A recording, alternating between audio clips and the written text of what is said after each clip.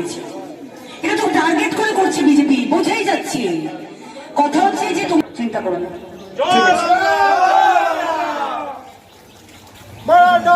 BJP কি ঘুমাচ্ছিল বা ইলেকশন কমিশন কি ঘুমাচ্ছিল? এই ভোটের 3 মাস আগে তারা হুড়ো করে এসআইআর করে শুধুমাত্র উদ্দেশ্য প্রণোদিত ভাবে আপনাদের নামটা বাদ দেওয়ার চক্রান্ত করেছিল। তখন কিন্তু আপনাদের পাশে কেউ দাঁড়ায়নি, তখন কিন্তু একমাত্র মমতা দিদি আপনাদের পাশে দাঁড়িয়েছিল, আপনাদের ভোট রক্ষার্থে সুপ্রিম কোর্টে গিয়ে সওয়াল করেছিল। তাই আপনাদের অনুরোধ করছি, বাংলাকে যদি আপনারা বাংলা না বানাতে চান, বাংলাকে যদি আপনারা ইউপি, বিহার বা গুজরাট না বানাতে চান, বাংলাকে বাঁচান, বাঙালিকে বাঁচান।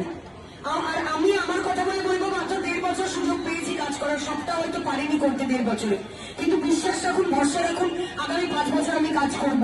মমতা দিদির উপরে বিশ্বাস রাখুন, ভরসা রাখুন, আপনাদের কথা দিয়ে যাচ্ছি, আপনাদের সকলের পাশে থাকবো। যেমন 1.5 বছর থেকেছি, আপনারা অনেকেই জানেন, আপনারা অনেকেই আমার সাথে আমার অফিসে গিয়ে অনেক সময় কথা বলেছেন, দরকারে প্রয়োজনে আমাকে পেয়েছেন।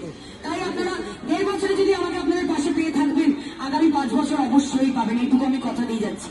আমাকে আবার সুযোগ দিন, 5 বছর আপনাদের পাশে থেকে কাজ করার, নিজেকে প্রমাণ করার আবার সুযোগ দিন।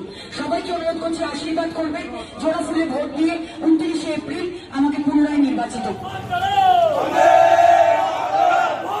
কাজ করার। তার মধ্যেই চেষ্টা করেছি যতটা সম্ভব তোমাদের পাশে থাকার, তোমাদের পাশে থেকে তোমাদের আবদার দাবি শোনার। আর দিদির পাশে থেকো, এইটুকু বলবো সবাইকে, মমতা দিদির পাশে থেকো।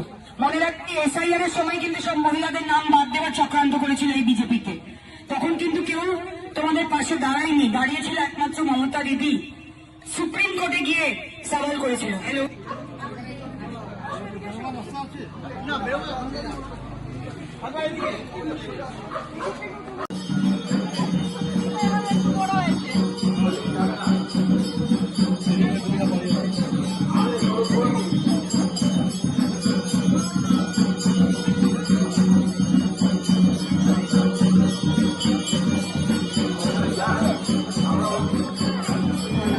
চিন্তা করো না,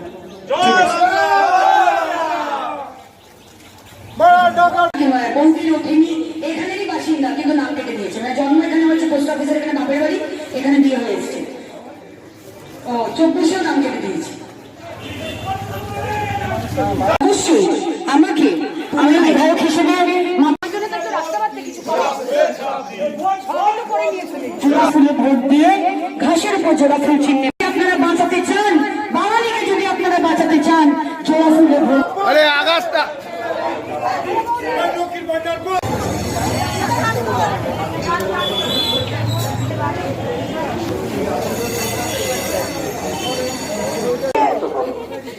আগামী বিধানসভা নির্বাচনে মহানগর বিধানসভা নির্বাচনে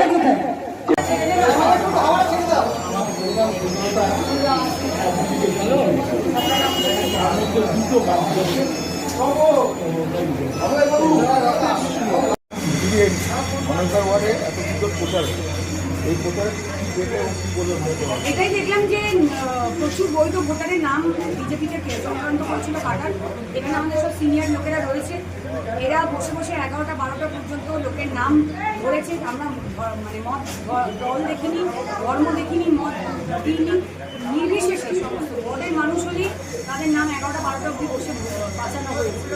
তাও 3-4 জন দেখলাম, বয়স্ক লোক, একজন মহিলা যার বিয়ে হয়েছে এখানেই, এই বডি, তার জন্ম এখানে, ভোটও দিয়েছে 24-এ, নাম কেটে দিয়েছে। বিজেপি যেটা নেচার, মহিলাদের নামটা কেটে উড়িয়ে দাও, বাদ দিয়ে দাও, কারণ তারা মমতা দিদিকে ভোটটা দেয়। কিন্তু যাই হোক, আমরা চেষ্টা করি যথাযথভাবে মানুষগুলোর নাম বাঁচানো। তাদের বিতৃষ্ণা বিজেপির উপরে তারা প্রকাশ করে যে তারা সহ্য করতে পারছে না, এই বিজেপির যে উদ্দেশ্য প্রণোদিতভাবে যে চক্রান্ত, তারা সহ্য করতে পারছে না। তার জবাব তারা ভোটের লাইনে দাঁড়িয়ে আমাদের কিছু মানুষই এই প্রচার কেমন হলো এবং তুমি কি বলবে তোমার? প্রচার তো আপনারা সবাই জেনেছেন, প্রচার কেমন হয় আমি সারা বছর এখানে কাজ করেছি, আমাদের কোনো কাজ বাকি নেই, তো আমরা নিশ্চিত দিতে জয় বাংলা।